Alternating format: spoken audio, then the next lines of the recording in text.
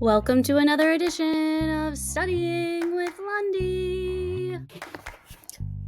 Before the Civil War broke out in 1861, the United States was already deeply divided. The issue of slavery and how far it should spread created conflict after conflict.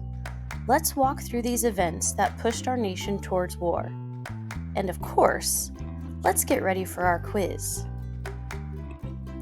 When Missouri wanted to join the United States as a slave state in 1819, it wasn't just a simple request. It crossed a line, literally and politically. U.S. law was trying to limit where slavery could exist, and Missouri's location went against that. People feared this would give the South more power and upset the balance in Congress. To solve the problem, Congress came up with the Missouri Compromise. Missouri joined as a slave state, Maine joined as a free state, and a line was drawn across the U.S. at the 3630 latitude. Slavery would be allowed south of the line, but not north. It worked for a while. The 3630 line from the Missouri Compromise became a symbol of where slavery was supposed to stop. But would it actually work? Not for long. As more states were added, Southern leaders worried. If the North had more free states, they'd have more votes in Congress, and that could mean slavery would be outlawed. The South feared losing political power and their entire way of life. Then came the Fugitive Slave Law, which said people in free states had to return escaped enslaved people to the South. But Northerners didn't want any part of it. Many refused to obey. This law created even more anger between the two sides.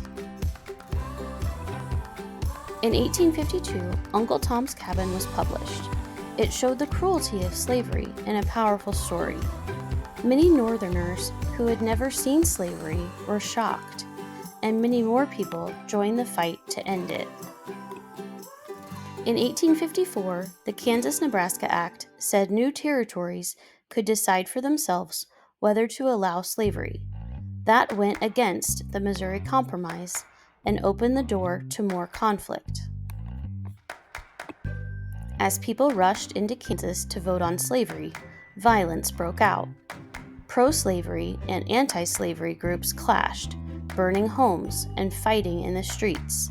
It became known as Bleeding Kansas. Dred Scott was an enslaved man who went to court, saying he should be free because he'd lived in a free state. But the Supreme Court said no, because they claimed African Americans weren't citizens and had no rights under the Constitution. This decision outraged many people in the North. John Brown believed slavery had to end, no matter what. He led a raid on a U.S. weapons supply in Harper's Ferry, hoping to arm enslaved people and spark a rebellion. The raid failed, but it made Southerners afraid of more attacks. When Abraham Lincoln won the presidency in 1860, Southern states saw it as a final straw. Lincoln didn't plan to end slavery where it already existed, but he didn't want it to spread. That was enough for the South to decide it was time to leave. By February 1861, 7 Southern states, starting with South Carolina, had seceded.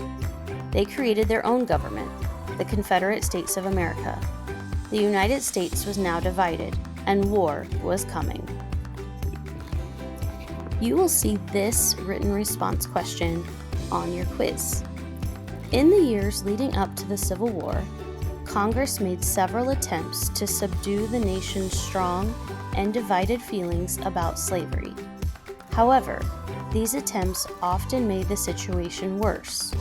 Choose 2 of these events: the Missouri Compromise, the Compromise of 1850, or the Kansas-Nebraska Act. In complete sentences, explain how the 2 events tried to bring the nation together and how these same events eventually pulled the nation further apart.